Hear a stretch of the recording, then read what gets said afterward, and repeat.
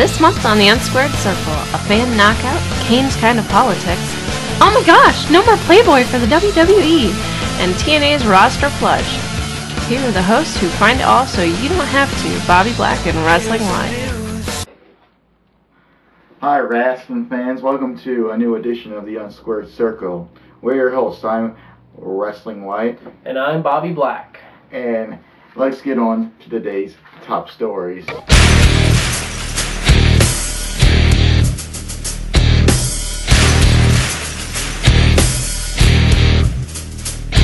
According to multiple reports, Chris Jericho was involved in an altercation with multiple fans as he was leaving the arena following a Raw brand house show in Victoria, British Columbia. A female fan spat on him while he was getting into his car, which provoked an incensed Jericho to strike at the girl and knock her to the ground. At that point, a man in the crowd rushed in to attack Jericho, but he shoves him away. It then turns into a melee, and Jericho can be heard scolding security to do their jobs. WWE released a statement to TMZ.com saying Chris Jericho was attacked by a mob. Chris Jericho will not be punished by WWE officials over his scuffle with the fans this past month. Officials feel he was put into a situation in which he was forced to defend himself, so he's clear of any wrongdoing. And by the way, the incident can be seen on YouTube. Also, the UK Sun has posted a new article recently that questions whether Maria was the last WWE diva to pose for Playboy, with WWE gearing their content more towards a younger audience and going for PG, which means pathetic garbage. The annual tradition of a diva posing for Playboy before WrestleMania could be over, which means you'll just be seeing an annual thing of divas just being on the Nickelodeon magazine. As reported earlier, former WWE star Paul London spoke very candidly about people he liked and especially did not like during his tenure in the WWE. Paul London seemed to share the most disdain for SmackDown wrestler Matt Hardy, calling him a coward. London also has a complete lack of respect for Hardy based on his feelings that he tried to sabotage his career. In a blog posted on his WWE Universe account, Matt Hardy responded to London without mentioning him by name. Hardy simply refers to him as some hooligan, not hornswoggle. That used to be employed by WWE. It's someone I got hired after allowing him to have a great match with me on Velocity, and then by going to bat to management for him.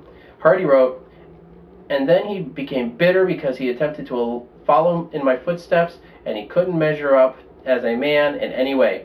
And I mean in any way. That's his words, not mine. Yeah, Matt Hardy. Yeah. Alright. And among some of the top wrestlers in TNA, there is said to be very little respect for the company these days, with one wrestler specifically naming Booker T as a prime example. Morale underneath is also said to be down, similar to the atmosphere in World Championship Wrestling before it was bought out by Vince McMahon. Alright, well that wraps things up for our top stories. Let's move on to our individual segments. Did you know? Matt Hardy will most likely always have pants as ring attire due to the fact that he is bow-legged. Thank heavens for one less pair of man panties in the ring.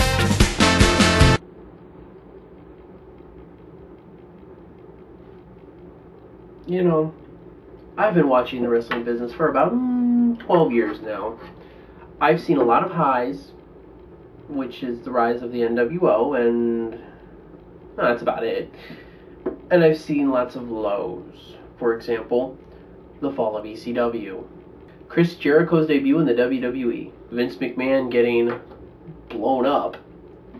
And the showstopper of them all, Mae Young giving birth to a hand, fathered by Mark Henry. It gives me worse heebie-jeebies than that teleport thing. So, what am I talking about? I'm talking about Vince McMahon trying to do to Christian Cage what he did to WCW superstars. He put Christian Cage on ECW. They were building Christian Cage up to become this big member of the SmackDown roster in a rivalry with Jeff Hardy at WrestleMania, And just because people like us leaked it out on the internet, Vinnie Mac. Yeah, I hope you're watching. Vinnie Mac decided to just put Christian on ECW, try to spoil his career. Well, let's move on to other Christian Cage news. Matt Hardy has updated his WWE Universe blog with some interesting comments about Christian's return to the WWE. Despite what Matt Hardy says, several reliable sources have confirmed that there were in fact plans to reveal Christian as Jeff Hardy's mystery attacker. Many believe WWE Creative was told to change the direction on Christian's return when the news of his possible involvement in the Jeff Hardy attacker storyline leaked online and fans began chanting for Christian during Jeff Hardy's matches and segments at live events.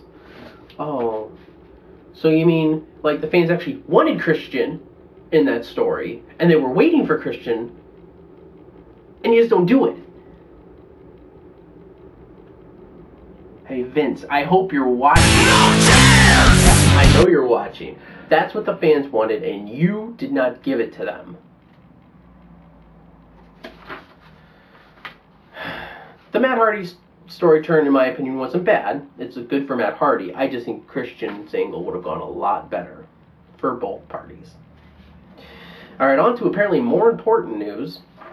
WWE has released SmackDown superstar Scotty Goldman as of February 20th. Pretty much Scotty was a jobber and he wasn't that great with his in-ring work, so they just let him go. Recently released WWE wrestler Val Venus is heading to New Japan Pro Wrestling. Venus is to start on the company's next tour as the newest member of a heel faction featuring Giant Bernard, former WWE star A-Train, and Carl Anderson. Bobby Heenan's health has improved in recent months as he is doing a lot better. The WWE Hall of Famer still has to relearn to talk clearly, but he's improved enough that he's planning on attending a spring training baseball game soon. So congratulations, Mr. Heenan. Word is going around backstage that TNA Tag Team Champion Robert Roode, by the way, one of the best up-and-coming TNA stars, he and TNA have come to terms on their new contract. Although he has not signed, a new contract has been verbally agreed upon. And in the last of my individual news, this goes actually a little bit back to our September edition of the Unsquared Circle, where we reported that the WWE had hired Freddie Prinze Jr. as a scriptwriter and creative member. Well, as we thought, it is official that the WWE has chosen not to renew SmackDown creative member Freddie Prinze Jr.'s contract. The Hollywood actor/producer's release was not very shocking, as he has not been at very many SmackDown tapings as of late. Prince has been with the company since July of 2008. Well, that wraps things up for my individual news. Let's move on to the ratings aftermath.